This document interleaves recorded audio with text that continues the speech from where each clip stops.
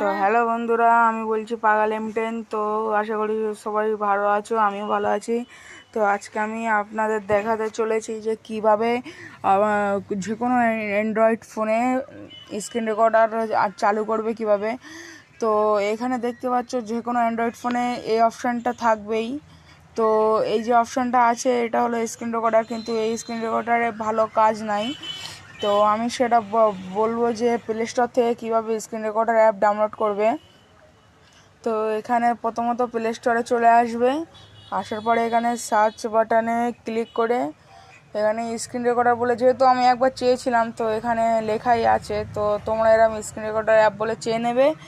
তো যাদের high device phone তাদের জন্য সব থেকে সেফটি হবে। তো এই এই যে স্ক্রিন রেকর্ডারটা দেখতে পাচ্ছ, এই স্ক্রিন রেকর্ডারটা এটা সব থেকে ভালো হবে, যেহেতু আমার একটু লো এন্ড ডিভাইস। তো আমার পক্ষে আমি যেটা ডাউনলোড করে রেখেছি তো সেটাই ঠিক আছে।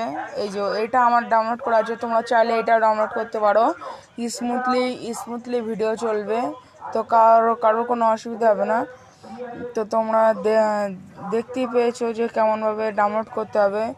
তো এই ভিডিওটি লাইক এবং সাবস্ক্রাইব করে দাও গাইজ।